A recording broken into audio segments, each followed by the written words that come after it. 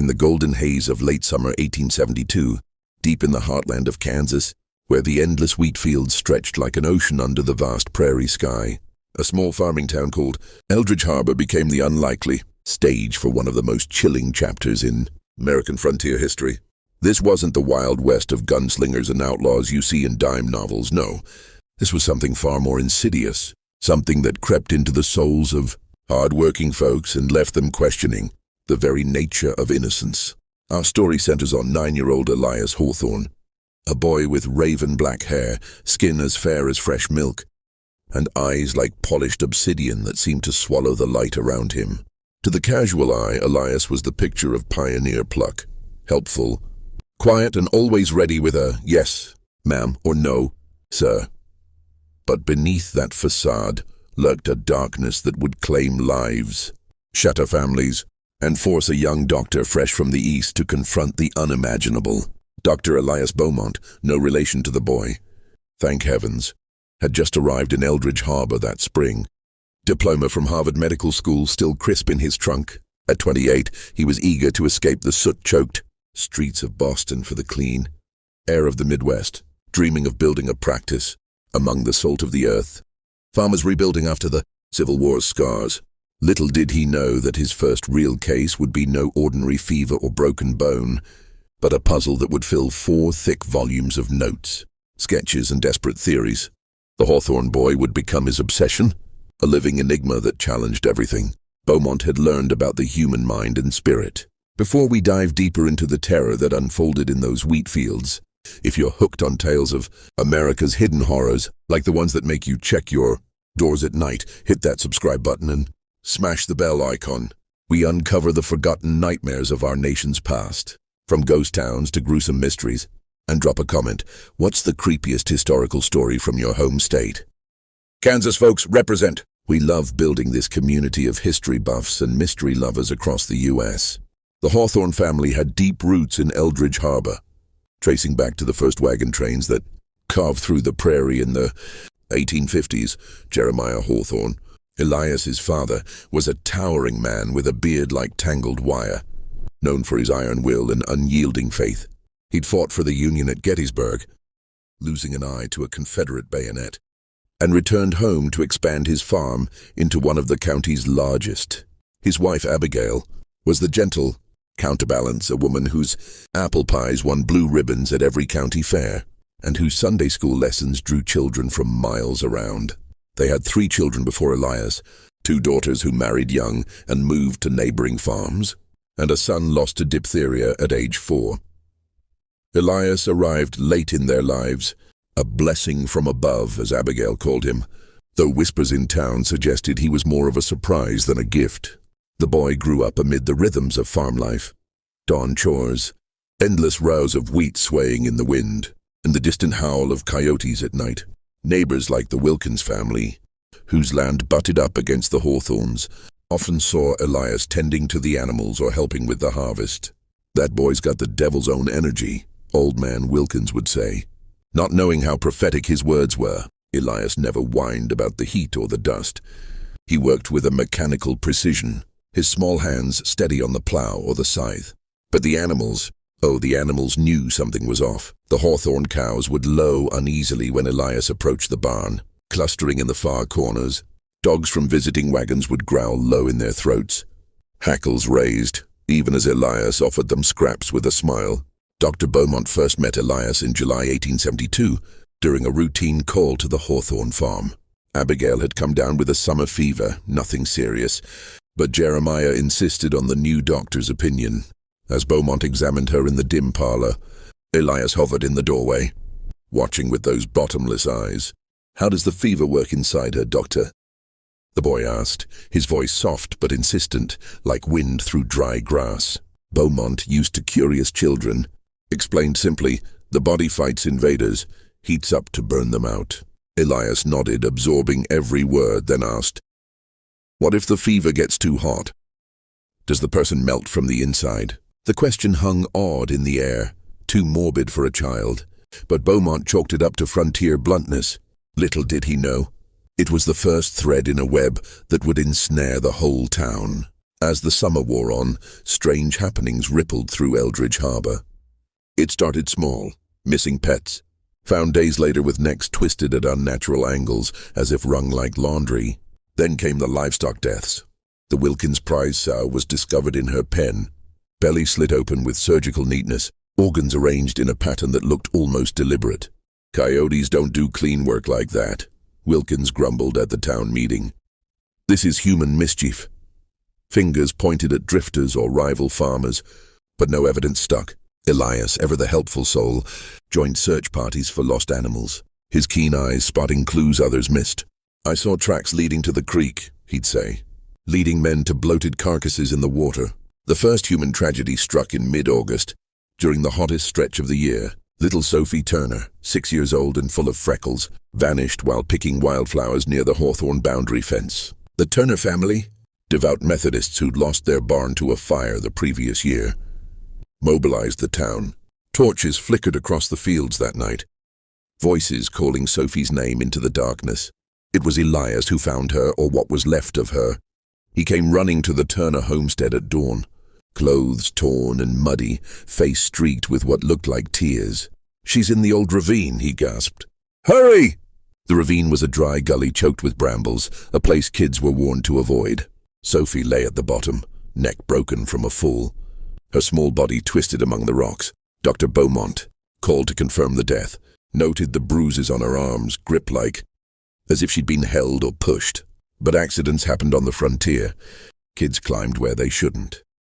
At the funeral in the whitewashed church, Elias stood solemn beside his parents, head bowed. Mrs. Turner, grief-stricken, hugged him tightly.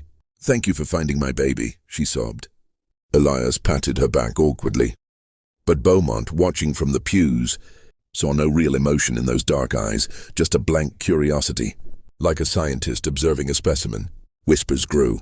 Old Widow Hargrove, who lived on the town's edge and claimed to see spirits, swore she saw Elias near the ravine the day Sophie disappeared. "That boy ain't right," she muttered over her knitting. "His shadow don't match his steps." Superstition, most said, but Beaumont started a private journal that night, jotting notes on the boy's behavior. "Unusual detachment," he wrote. "Queries medical details with adult precision. Coincidence of discovery troubling. September brought more death. Farmer Josiah Black, a burly man in his 50s known for his moonshine still, was found hanged in his barn. Suicide, the sheriff ruled. Black had debts from bad crops. But Beaumont examined the body and found oddities. No stool kicked away, rope burn suggesting struggle, and a cluster of dead birds at his feet, wings broken as if crushed by hand. Elias had been seen delivering eggs to Black's farm that morning. He seemed fine, the boy told questioners. "We talked about how birds fly." Beaumont's journal entry. Boy's account too composed. Eyes show no fear of death, only interest. By October, the pattern emerged. 5 deaths in 2 months. All accidents, all discovered by or near Elias. Livestock mutilations escalated. Dozens of chickens, goats, even a horse found with precise incisions, as if dissected. Neighbors avoided the Hawthorne farm, crossing the street when Elias approached. Jeremiah defended his son fiercely. "He's a good boy! Helps more than most men." But Abigail grew pale, confiding to Beaumont during a house call. "Sometimes I catch him staring at nothing, whispering to himself, like he's planning something big." Beaumont's investigations deepened. He visited the sites of each death, sketching maps in his journal, all within a mile radius of the Hawthorne home. He questioned Elias subtly during checkups, probing his knowledge. "Ever hurt an animal, son?" The boy shook his head, but described vivisection techniques Beaumont hadn't taught him.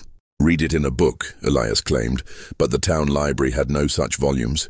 The turning point came in November, during a fierce prairie storm. Thunder cracked like gunfire, rain turning dirt roads to mud. Young Billy Hargrove, Widow Hargrove's grandson, 7 years old, went missing from his bed. Searchers braved the gale, lanterns swinging. Elias joined, coat slick with rain. "I know where he might be," he said calmly. They found Billy in an abandoned well, drowned, body wedged tight. "Heard him crying," Elias explained. But the well was capped, boards freshly pried. Beaumont's suspicion crystallized. This was no accident. That night, Beaumont confronted Jeremiah in the Hawthorne parlor. "Your boy needs help. These deaths, he's involved. Jeremiah raged, but Abigail wept, admitting she'd found bloody rags in Elias's room. Hidden drawings of animals in agony. He's my son, she whispered. But God help me, he's not normal. As winter loomed, Beaumont vowed to uncover the truth. Little did he know, Elias was watching him too. Those obsidian eyes planning the doctor's role in his twisted games.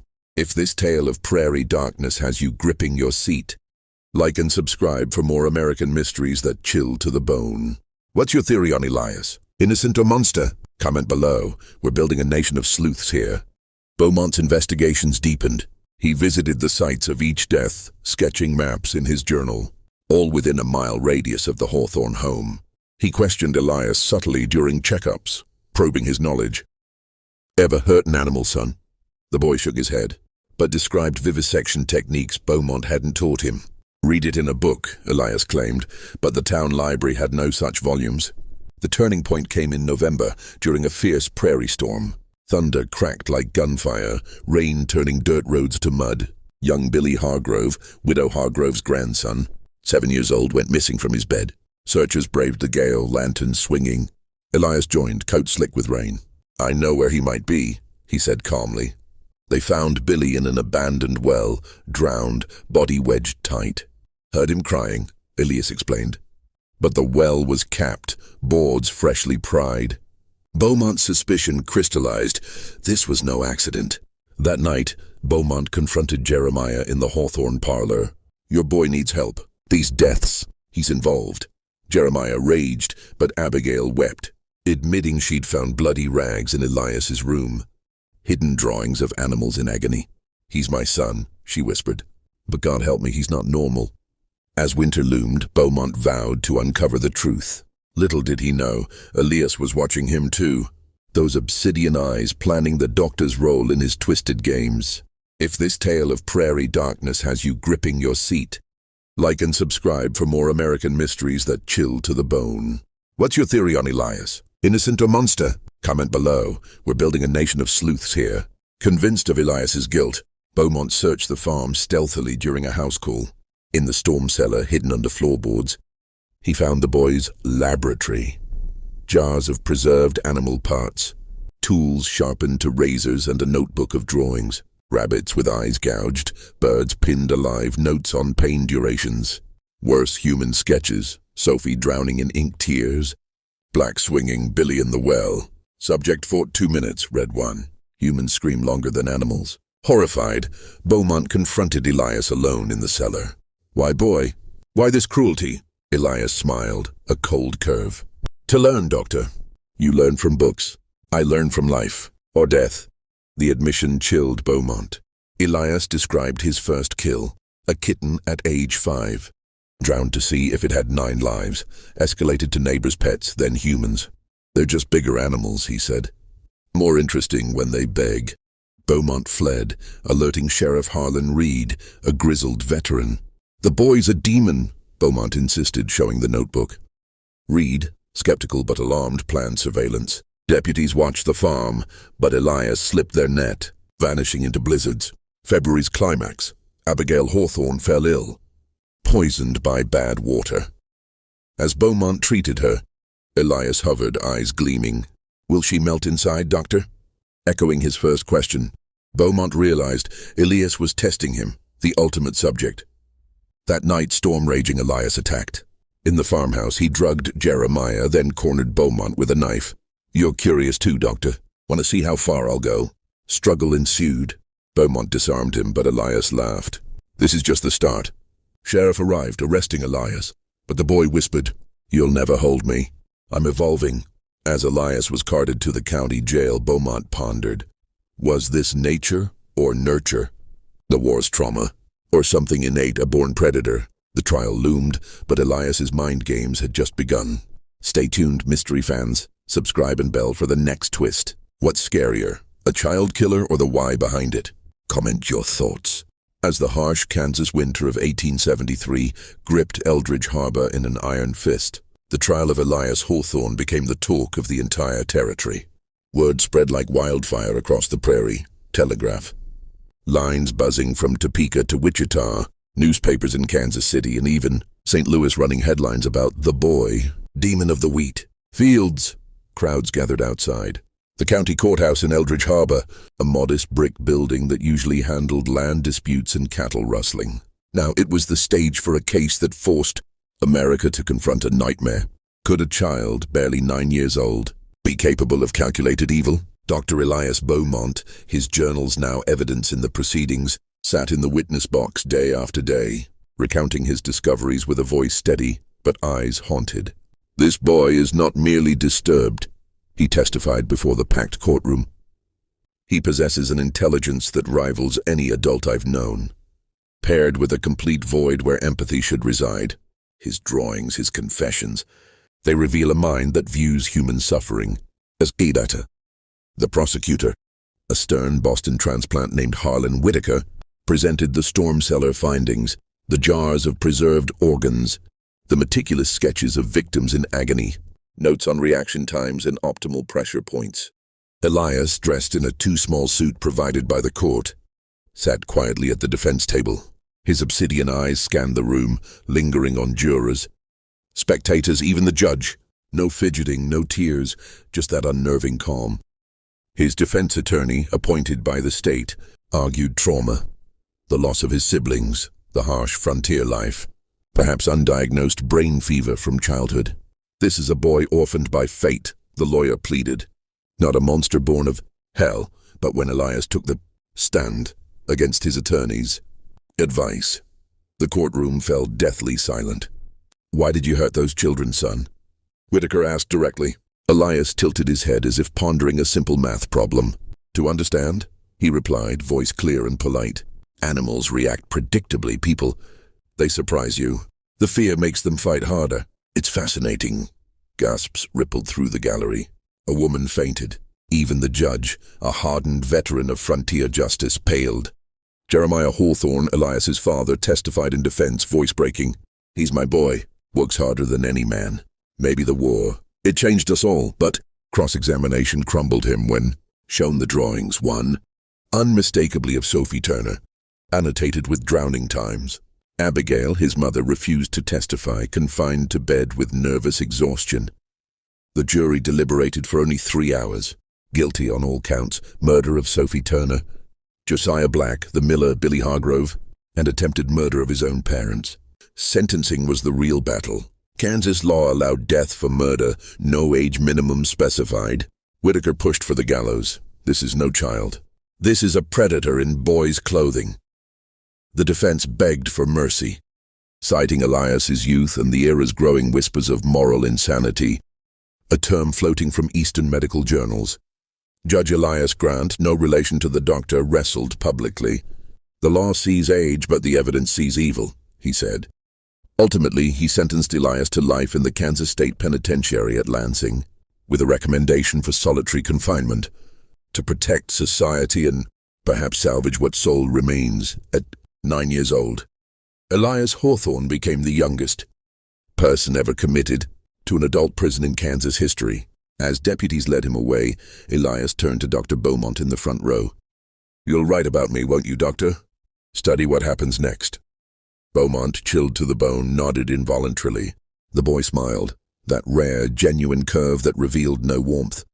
But prison was just the beginning. Whispers from Lansing soon reached Beaumont. Unexplained deaths among inmates who crossed the boy-inmate guards, reporting nightmares after shifts watching him. Elias adapted swiftly, charming staff into small favors, all while plotting. If this frontier nightmare has you on edge, smash that like button and subscribe. We're diving deeper into America's hidden horrors. What would you have sentenced Elias to? Comment below and tell us your state. Spring 1874 brought thaw to the Kansas plains, but no relief to the shadow cast by Elias Hawthorne. Confined to a specially built cell in Lansing, penitentiary isolated from adult prisoners for his protection, the boy continued to evolve. Warden Josiah Markham, a Civil War hero turned reformer, believed in redemption. Even the darkest soul can find light, he told reporters. But his private letters to Dr. Beaumont told a different story. The child unnerves grown men. He watches, learns, waits. Beaumont visited monthly, granted special access as the expert on Elias's condition. Their conversations, recorded meticulously in Beaumont's expanding journals, revealed a mind sharpening like a blade. "Solitude is educational," Elias confided during one visit. His voice muffled through the cell door slot. "Men here talk in their sleep. Reveal weaknesses. It's better than the farm. More subjects." Incidents piled up. A brutal inmate, known for preying on weaker prisoners, was found dead in his cell, neck snapped with precision no one could explain. Suicide, the official report claimed, but Beaumont noted the anatomical accuracy. Pressure applied exactly as in Elias's old drawings. Another guard, who had denied Elias extra reading material, suffered a fall downstairs, breaking his spine. Elias, locked away, had alibis ironclad. Elias manipulated from afar. He befriended a young trustee, a 16-year-old serving time for theft, convincing him to smuggle notes, tools. The boy idolized Elias, calling him the professor. When the trustee was caught with a shank, he hanged himself in shame, leaving a note. "He understands me better than anyone." Beaumont confronted Elias. "You're killing again, aren't you?" Elias laughed softly, the first time Beaumont heard genuine amusement. "Not with my hands, Doctor. Ideas are sharper. They spread without trace." He spoke of future plans. "When I'm bigger, stronger. The world has so many experiments left." Alarmed, Beaumont petitioned for transfer to a new facility, an asylum in Topeka, experimenting with moral treatment for the insane. But politics intervened. Newspapers sensationalized. "Boy fiend escapes justice." Public outrage demanded he stay punished. Markham pressured tightened security, but Elias adapted. Summer 1875, Elias, now 12, orchestrated his boldest move. Using smuggled acid from a sympathetic chemist inmate, he weakened his cell bars over months. On a stormy July night, he escaped, vanishing into the Kaw River swamps. Manhunts scoured the state, posses, bloodhounds, rewards posted from Kansas to Missouri. Beaumont led the intellectual hunt, predicting Elias's patterns, heading east toward denser populations for new studies. Sightings trickled, mutilated animals along rail lines. A drifter found strangled with childlike precision, then silence. Elias melted into America, older now, blending as a teenage orphan. Beaumont, obsessed, spent years tracking rumors. Suspicious child deaths in Nebraska, Iowa, even Illinois. His final journal entry, 1885, "He walks among us," evolved. God help the next community he chooses. The Hawthorne farm lay abandoned, cursed in local lore. Animals avoided it. Crops failed. Eldridge Harbor never recovered its innocence. Was Elias caught? Or did he become something worse? An unseen predator shaping America's darker history? Drop your theories in the comments. Subscribe and bell for the next chilling chapter. Where in the US are you watching from? Let's connect over these mysteries. By the autumn of 1878, the name Elias Hawthorne had faded from most newspaper front pages, pushed aside by stories of Custer's defeat, railroad barons, and the yellow fever epidemic sweeping the South. But in the shadowed corners of America's growing cities, something was stirring. Reports began trickling into police blotters and coroners, offices from rail hubs across the Midwest, children gone missing near freight yards, hobos found dead with necks broken in ways that suggested intimate knowledge of anatomy, and most disturbingly, clusters of meticulously mutilated stray dogs and cats left in boxcars like calling cards. Dr. Elias Beaumont, now 34 and practicing in Kansas City, never stopped watching for patterns. His 4 journals, thick, leather-bound, and locked in an iron safe, were filled with clippings, maps, and speculative timelines. He had aged visibly since the trial, hair prematurely gray at the temples, eyes carrying the permanent vigilance of a man who once stared into an abyss that stared back. When a Kansas City detective brought him photographs of a murdered vagrant, neck snapped with a single, precise twist, he recognized the signature immediately. "It's him," Beaumont whispered. "He's 16 now, stronger, smarter." The boy who escaped Lansing Penitentiary had reinvented himself.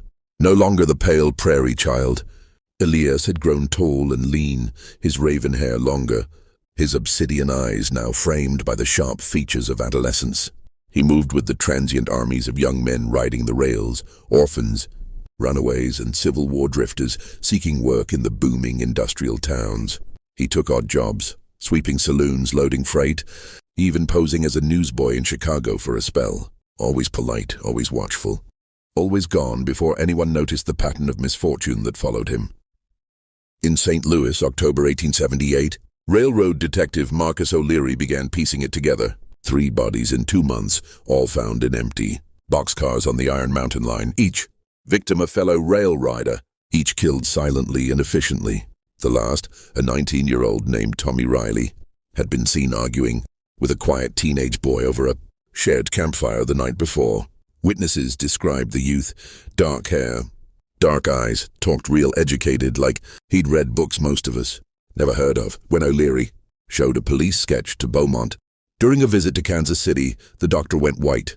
It was Elias, older but unmistakable. O'Leary and Beaumont formed an uneasy partnership. The detective wanted the killer stopped. The doctor wanted him understood. Together they traced Elias's path. Omaha, Des Moines, Peoria, Springfield. In each city, the same pattern. Animal mutilations first, testing grounds, then transient murders, practice, then something bolder.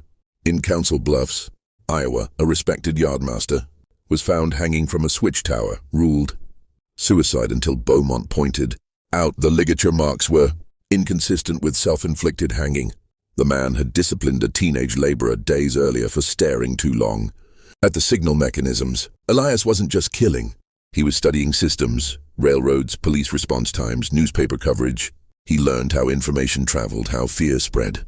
Beaumont realized with horror that the boy was preparing for something larger, moving from isolated murders to something that could ripple through entire communities. The breakthrough came in December 1878, when Elias made his first mistake. In the Chicago rail yards, he targeted a 14-year-old runaway named Clara Dunn, luring her with promises of food and shelter in an abandoned caboose. But Clara fought back, scratching his face deeply before he overpowered her. She survived long enough to describe her attacker to police. He smiled while he hurt me, said he wanted to see how long a girl could scream before her voice gave out. The scratch marks forced Elias to lay low. Beaumont and O'Leary raced to Chicago, circulating wanted posters with an updated sketch. Pinkerton, agents hired by the railroads to protect their interests, joined the hunt. For the first time, Elias felt pressure. He fled south, hopping freight toward New Orleans, leaving a final message carved into the caboose wall where Clara was found. Curiosity kills more than cats, Doctor. Beaumont arrived in Chicago too late, but the message confirmed Elias knew he was being hunted. The game had evolved. Predator and pursuer now aware of each other across hundreds of miles. As 1879 dawned, Beaumont wrote in his journal, "He is no longer a child. He is becoming what he always was, meant to be, a perfect engine of observation and destruction, and he is coming for me. If this railroad nightmare has your blood running cold, hit that subscribe button and ring the bell. We're tracking a monster across America's heartland. Where are you watching from tonight? Drop your city or state in the comments." The hunt continues. Spring 1879 brought floodwaters to the Mississippi Valley, turning the river into a churning monster that swallowed towns and dreams alike. Amid the chaos of displaced families and floating wreckage, Elias Hawthorne found perfect cover. New Orleans, a city of vice, voodoo whispers, and strangers, was the ideal laboratory for a young man who viewed humanity as raw material. Now 17, Elias had refined his appearance, clean-shaven, hair neatly trimmed, clothes stolen from missionary barrels to give him a respectable air. He spoke with a soft, educated cadence that charmed dock workers and saloon keepers alike.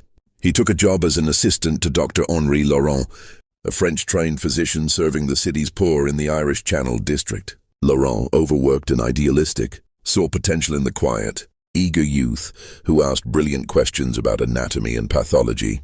"You have the makings of a fine doctor, mon ami," Laurent told him one evening over absinthe. Elias learned quickly surgical techniques, poisons derived from local plants, the effects of yellow fever on the human body. But his true education came at night. The city's underbelly, gamblers, prostitutes, runaway slaves' descendants, provided endless subjects. Bodies turned up in the bayous, throats cut with surgical precision, organs removed and arranged in patterns that baffled coroners. Animals fared worse, alligators found with eyes gouged, dogs crucified on warehouse doors. Dr. Beaumont, tracking newspaper reports from Kansas City, recognized the escalation. The killings were no longer opportunistic, they were theatrical. Elias was leaving messages, testing how long it took authorities to connect patterns. Beaumont wired warnings to New Orleans police. But in a city recovering from Reconstruction corruption, his telegrams were dismissed as Yankee hysteria. The turning point came in July 1879, during a sweltering heat wave. Dr. Laurent's 12-year-old daughter, Marie, vanished while walking home from the market. Her body was found 3 days later in the doctor's own clinic, posed on the examination table, dressed in her Sunday best, throat opened with a single perfect incision. Pinned to her dress was a note in elegant handwriting. The student surpasses the teacher. Thank you for the lessons, Doctor. E.H. Laurent collapsed, never recovering. The city erupted. Vigilantes patrolled the streets. Newspapers screamed about a French Quarter vampire. Pinkerton agents flooded in. And this time, Beaumont's warnings were heeded. A multi-state manhunt, the largest since Jesse James, focused on New Orleans. Elias, sensing the net tightening, vanished upriver on a steamboat bound for Memphis. But he left one final gift. In Laurent's office, investigators found a hidden journal, Elias's own.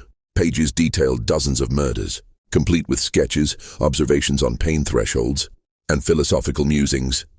Fear is the purest emotion. Love dilutes it. Trust amplifies it. Most completely, therefore they fear most beautifully.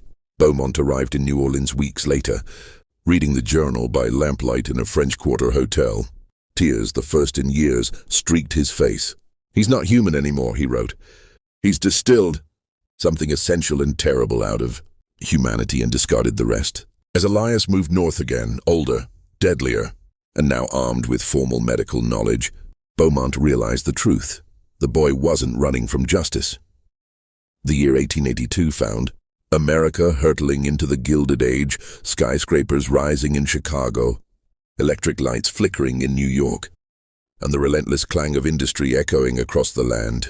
Amid the smoke and ambition of Pittsburgh, Pennsylvania, the beating heart of steel and coal, Elias Hawthorne, now 20 years old, stepped off a freight train and into the soot-choked streets.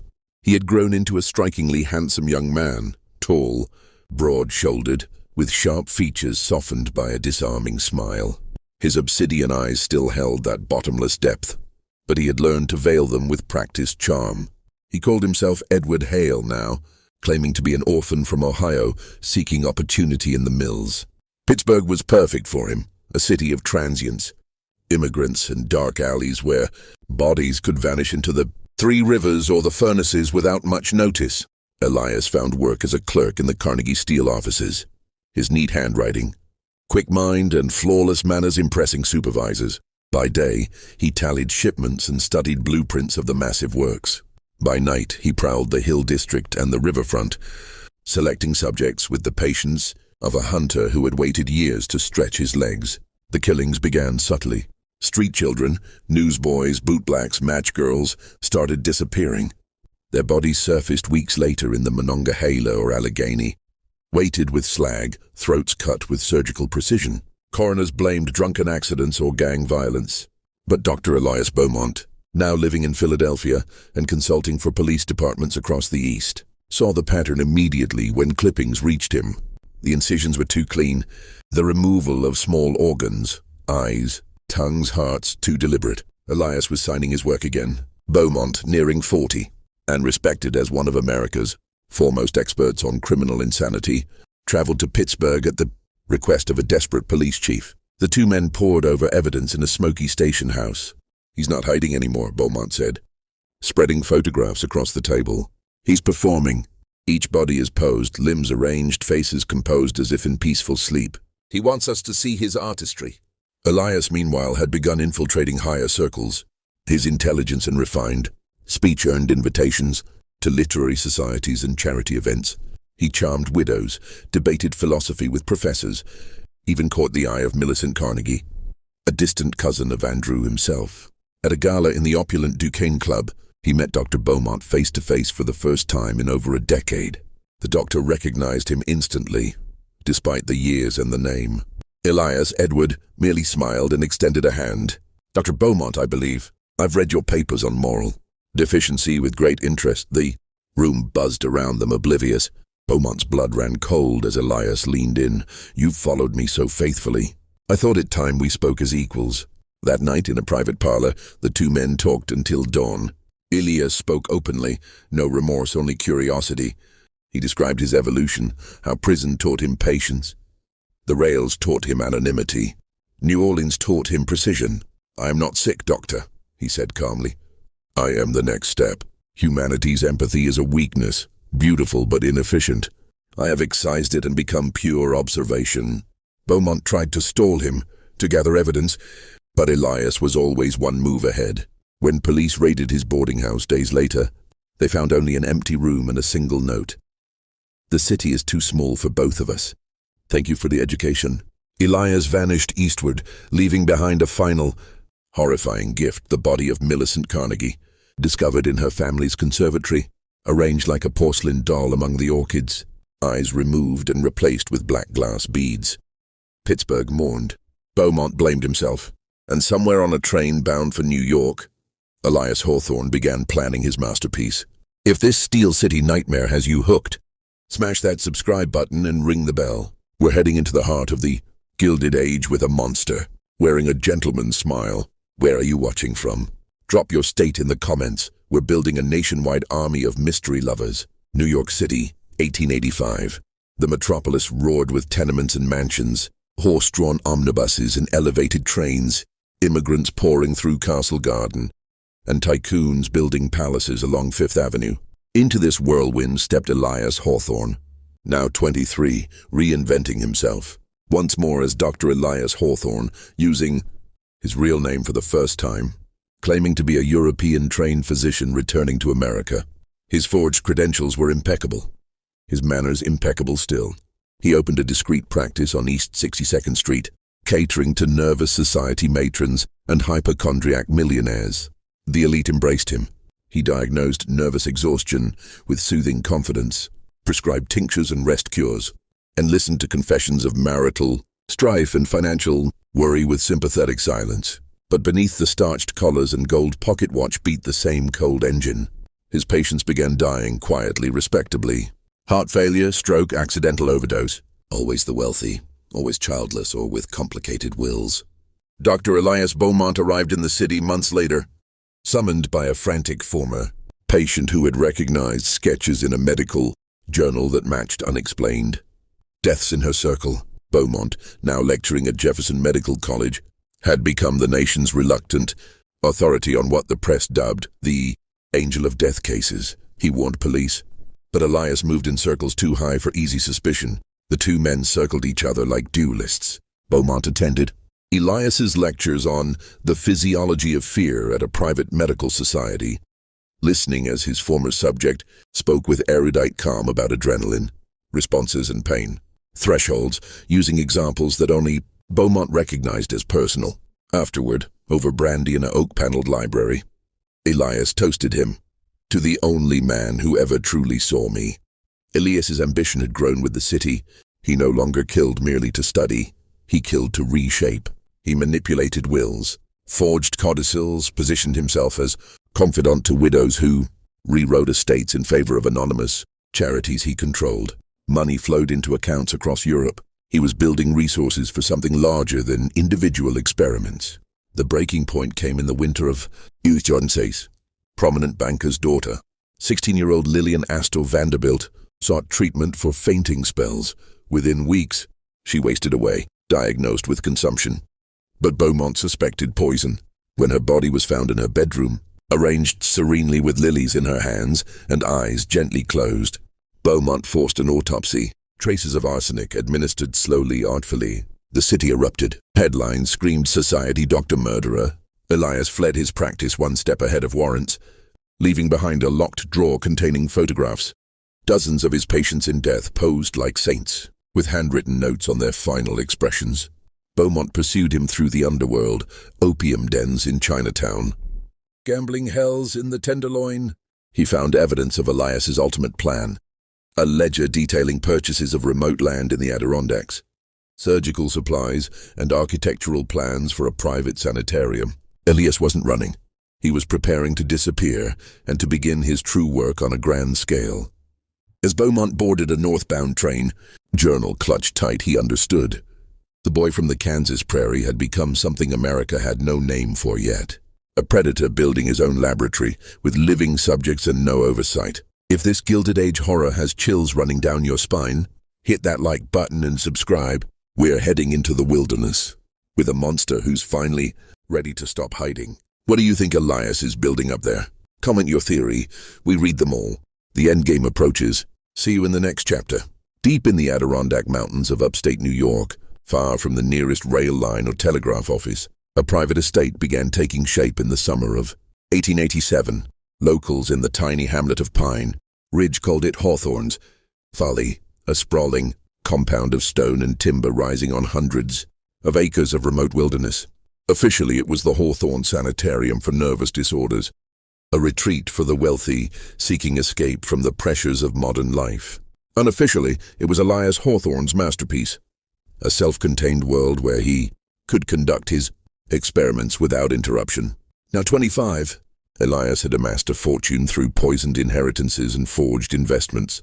He posed as a progressive alienist, a psychiatrist, ahead of his time, drawing on European theories of the mind to attract patients from America's elite. Vanderbilt's, Astor's, even a Rockefeller cousin arrived by private carriage, seeking cures for melancholy, hysteria, or moral exhaustion. The sanitarium's brochures promised fresh mountain air, hydrotherapy, and innovative treatments under the personal care of Dr. Elias Hawthorne, trained in Vienna and Paris. The reality was far darker.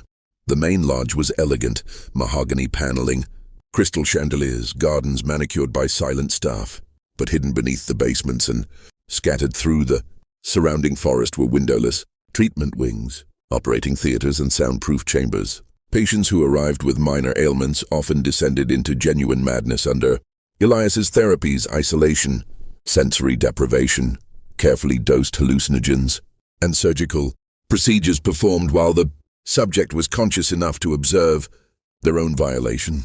Dr. Elias Beaumont, now in his mid-40s, hair fully white, face lined with decades of pursuit, finally located the sanitarium in early 1888. A former patient, a young heiress who escaped during a snowstorm, reached him in Philadelphia with tales too horrific to dismiss.